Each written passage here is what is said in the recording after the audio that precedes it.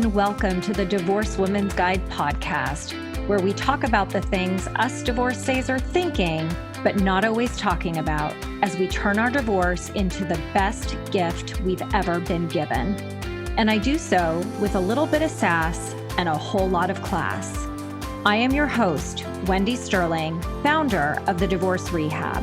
I am here to support you in this transition phase of your life so you can start your new best chapter on your own terms. After all, that's what I did after my own divorce. And now it is my mission to change the conversation around divorce and help you see why your divorce, like mine, was the best gift you ever received. Hi, everybody, and welcome to the Divorce Women's Guide podcast. I am so happy that you are tuning in today because I am here to talk about something that all of us struggle with in life and in not just divorce. And although divorce magnifies it in ways that we wish it wouldn't, it just happens to wreak havoc on it. And what that is self-esteem. So ending your marriage is devastating and it is painful regardless of what side you are on, whether it was your decision or not. And we struggle with so many different things, right? We're struggling with our new lifestyle. There's a new custody schedule for many of us. We're struggling with learning how to sleep alone, how to be single. Sometimes we're struggling with new financial realities that we didn't necessarily expect. And so many of us also feel like we are going to lose and miss the family life that we tried so hard to keep together or that we came to depend upon. And a lot of that has to do with us feeling like a failure. And to be honest, those are just some of what I hear my clients and my Facebook group members tell me. And I know that there's so many other feelings that are coming up for you guys, but the lesson here and what I'm really trying to say is that our self-esteem takes quite a beating during this process. And it really is another piece to the trauma puzzle that we are trying to put back together piece by piece as we navigate this process.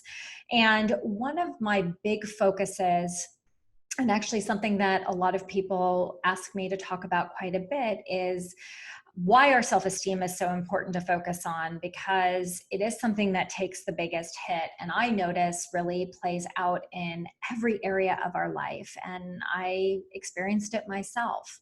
And I'm here to tell you guys that it is something that gets to be rebuilt, and it's something within your control and power to do.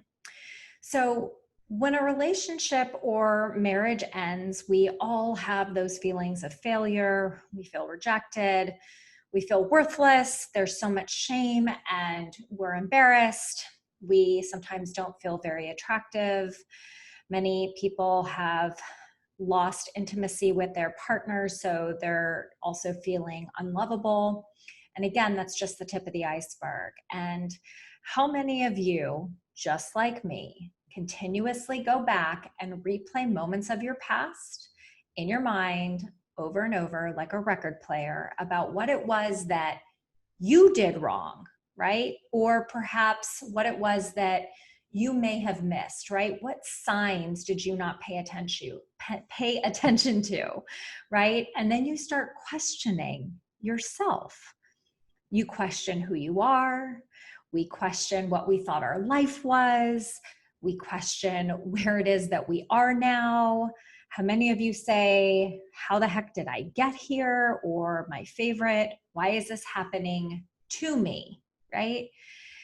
And what ends up happening and why we have all these thoughts is because both society as well as ourselves have identified us as a couple, right? So insert your name and your ex's. You've been known as so-and-so and so-and-so. And so what that does is it creates not only our identity as it relates to our couple status, but it also allows our value of self to be seen in relation to someone else, or even perhaps the role we played in our marriage, right? Whether that be mom or caregiver or whatever, or insert whatever role you played in your marriage. And so many of us, including myself, never put ourselves first, nor did we ever listen to our voices around what it was that we wanted, what it is that we needed. And I'm sure that so many of you are still struggling with that today, right? You're still struggling with finding your voice and seeing who it is that is staring back at you in the reflection in the mirror. And by losing our identity, we lose so much of our self-esteem, which is why this is such a huge opportunity, guys, for you to reclaim an element of you or multiple elements that you sacrificed to make your family and or marriage work. And so it really is no wonder that our self-esteem shatters when our marriage that we've been using to identify ourselves with suddenly disappears or perhaps just goes away. And I would even bet that it was cracked before your marriage ended. And we don't necessarily like to admit that, but I would venture to say that it was broken. We just didn't have the capacity nor were we ready to quite see that yet. And our mind makes the connection with the end of that relationship to mean that you are unworthy, you are a failure, and you are not lovable. And I am here to tell you to please stop saying that to yourself, because it is just not true, guys. Your relationship and or your marriage coming to an end is just one chapter of your book, just one, okay? And we all have a different number of chapters, and all of our stories are very unique and very different. And it's not a competition. It is not a comparison game, right? But when the divorce rate is almost equal to the marriage rate, you're just as likely to get divorced as you are to get married. And how many of you hear people say, or even utter the words, "Oh, I'm so sorry," when you hear people are married? And yet, those are the first words out of our mouth when we tell somebody that either we're divorced or we are separated or you're no longer married, right? Pity. People are throwing pity on you, right? And that's what also contributes to your self-esteem. You're no less of a human. And as a result, you get to change your mindset about divorce or your relationship coming to an end. And part of that too is changing your attitude, right? I get it. Navigating these new waters is not easy. It is so challenging, right? And you don't have a compass, you don't have a map, and you probably don't even see land at this point, okay? Or maybe you do, but every time you think you're getting closer, you're not. You're getting that much farther away. So try to have some grace and compassion for yourself and some patience, right? Like we would give any of our friends, but yet we have such a hard time giving to ourselves. So how is it that you can start to focus on the positives and start building back your self-esteem? Well, now's the time to start taking out a pen and paper or make some mental notes, okay? So the first thing I want to share with you guys that I actually started doing was thinking about just some of the small accomplishments I achieved every day, right? Or perhaps even just some of the things that I'm good at. Now, I want to make an important distinction here because this isn't about bragging. This is about acknowledgement, and there's a really big difference, okay? So, for example, I know that I'm a really good multitasker and I'm a big planner. How many of you guys can relate to that, right? So, when I used to, and even still today, am acknowledging myself for accomplishments that I make, right? I'll say to myself, like, yes, the dog got 2 walks today. Or even the dog got 1 walk today, right? Or I've had this to-do list and I finally called and made that appointment that I have been putting off for so long, right? And it's when we acknowledge the positive that we start seeing the positives, right? If we're constantly focusing on the negative, oh, I cried again today. Oh, I got beat up, verbally by my boss at work today, or oh, there goes my ex again today, right? What ends up happening is that we're focusing on the negative, which immediately impacts our mental, physical, and emotional state, right? And what I'm asking you to do is to powerfully make a shift and think about the positive so that your body reacts to that instead of constantly reacting to the negative, which negatively impacts you. So, listen, I know that it's hard. I know that it's not something easy. That's why I'm asking for you to just start with small baby steps of what it is that you want to acknowledge yourself for. And to continue the practice, what I have found to be really helpful is to reward yourself, guys. Reward yourself, right? Maybe you treat yourself to a Starbucks. Maybe you are at the market picking up food and you see a beautiful bouquet of flowers. Buy it for yourself, right? Whatever it is, you get to reward yourself, even for the littlest of things, because when you do that, it actually starts to become a habit. Another thing that I really love to do, and again, something I encourage my clients to do, is to think about the things that you love about yourself, right? Or the things that your friends tell you that they love about you. So, toot your own horn, guys. It's all about building up your self-confidence, right? So, for example, I know I'm an amazing mom. Thanks to my divorce, I learned how funny I am. I am hysterically funny, guys.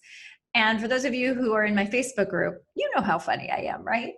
I also love to learn. I love to read and educate myself. I also am quite spiritual, right? And I love to cook. So I get to say any number of those compliments out loud to myself, right? I don't necessarily get to learn and read every day along with, you know, being a great cook, because I don't cook every day, I admit to that. But at the same time, there's different ways that I get to acknowledge the things that I love about myself. And there really is such a huge power in saying those words because you automatically feel what they mean to you. You physically feel a shift in your body when you see, or when you see and feel a shift when you are acknowledging yourself for the things that you love about yourself.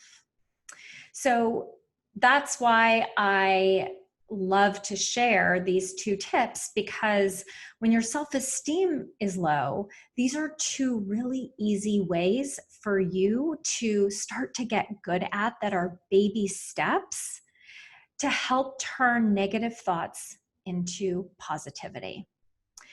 And, leading into the next piece of advice that I want to give with you guys, or the next tip, is, our negative thoughts are really based on us continuing to drive forward, but yet we are looking in the rearview mirror, which, as you guys know, is not very safe.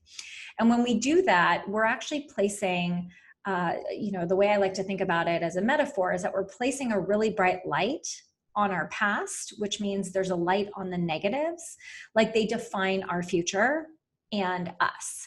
So I ask you to consider, what if they are simply just lessons that we had to learn ourselves, right? Or even perhaps they're lessons that we had to get hit over the head pretty hard for us to start paying attention to. So we can't change the past, okay? We cannot go back, even though I wish it was a superpower I'm sure many of you hope to have. We can't go back, right? And so when we focus on the past even more, it's not going to change anything, nor is it going to change where you are today. Okay. And instead, we get to see the gifts in those lessons. I say it all the time. My divorce was the best gift that ever happened to me. And we get to learn from it. We get to make amends. We also get to take responsibility for our actions, for our choices. And the beauty is that we get to vow that we can choose differently next time, right? Or we can be more aware next time. And as a reality check, guys, truth bomb, all humans make mistakes. I know, right? But all humans make mistakes, and there is no such thing as perfection. Okay, I like to say perfectly imperfect because we all have bad days, we all have bad moments, and I like to choose to see those as detours moving me in the better direction. So the next piece of advice that I want to share with you guys, I sort of alluded to not too long ago, which is releasing your expectations to be perfect, or what the word perfect means, right? Because ultimately perfection is impossible and it beats you to the pulp every single time. And you may recognize when you're actually trying to be perfect when you use the words should or must. How many of you should all over yourselves, right? Oh, I should have, oh, I must, because you think that there's a better way. So it implies that you didn't do it the right way, right? And perfection is unattainable, you guys. And what I choose to say instead is, I did my best today. And that is amazing because my best is different every single day. Why? Because life happens and not every day is the same. And my best varies day to day depending upon what I have going on, what it is that's weighing heavily on me that day, right? Whether I even have my kids or if they're with their dad. And I say that because we think that we have to be at our absolute unattainable best every single day, and you don't. Perfection creates this unrealistic standard that no one can live up to, guys. And it does set you up for failure. It doesn't mean you failed, okay? There's a difference. You are not a failure. Your marriage failed. And you are setting up, you're setting yourself up for you're setting yourself up with unrealistic expectations, which means that you are setting yourself up for failure. Why do we do that, you guys? Why do we think that success has to come from essentially moving mountains across the world? Why can't success be defined in the small steps? That's what I love to celebrate. That's why I listed that as something you guys get to start doing to bump up your self-esteem. And another tip is that if the change that you want to see in your life should be based on what it is that you want or choose, right? Not what other people think of you, right? Or what other people tell you they think it should be, because they're not the experts in your life. You are. And I remember living my life for other people constantly, seeking out their attention, seeking out their approval, and it didn't serve anybody, including myself. I was the one who benefited the least. And what ends up happening is that we're living our life for somebody else instead of living it for yourself. So that's why setting up manageable and attainable goals that give you purpose, set you up for success, ultimately build you up and build up your self-esteem and your confidence. And one of the things I also want to encourage everybody to do is to really start thinking about the people you choose to spend your time with, right?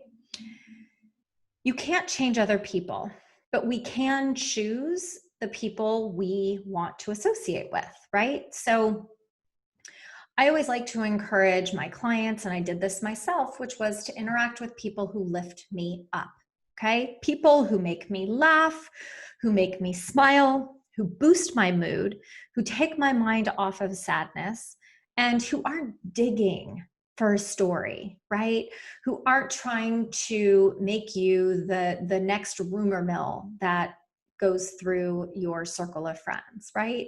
So if your social group or your friends are not supportive, or they keep you in that place of wallowing in self-pity or highlighting the negativity, you have a choice if you want to spend time with those people or not. And I would encourage you to choose instead more introspective and aware people who choose to take responsibility for their own behavior too, and also understand what it is that you're going through, right? People who keep you focused on what is ahead in your life. And what I have found is when I'm around those people, I get to be part of a world, of a future, of a vision that makes me smile, that I see that so much is possible for me. And let's be honest, it takes you out of your head for a little bit, right? And it's that dose of medicine that we need more of, and you have the power to give to yourself. So I ask you guys, be committed to releasing your past. Be committed to stop looking in that rearview mirror, because if you stay stuck in reliving and clinging to what is no longer your reality, you're not going to open the door or see the correct path to the next chapter in your life. There are better, brighter days ahead. And if you allow that awareness into your mindset, into your experience, right, to make space in your new life for these friends and relationships and options and choices and activities, right, things are going to look and feel so much brighter. Look for and expect opportunities in new places, right? See the future as an opportunity, a positive beginning for you and your kids. You will be so pleasantly surprised about what it is that you get to create when you have a positive mindset about what's possible in the future. So the next time you hear that negative voice inside of your head who says you're a failure, or who would want me, or my life is over, I want you to stop, okay? Catch yourself and stop. And replace those thoughts instead with one of these compliments, or one that you come up with yourself. Because guess what? You are enough. You are worthy. You are love. You are strong. You are smart. You are confident. You are courageous. You are brave. You are generous. And you are beautiful inside and out. Thank you guys so much for tuning in today and for listening. We all have control over our self-esteems, and it's something that just takes some practice. So I really encourage you to take any number of these tips and just try them out. And I would love to hear what happens when you do. I would love for you to share your experience with me. So check the show notes and see how it is that you can get in touch with me. I would love to hear from you. I answer every single email that I receive. So you can email me at wendy@wendysterling.net. You can come into my private Facebook group, which is the Divorce Rehab. However it is that you want to get in touch with me, I would love to hear from you and just hear what resonated, what works for you, even what doesn't land for you, what doesn't work, what it is that you have tried that is working, or things that you've tried that aren't working, right?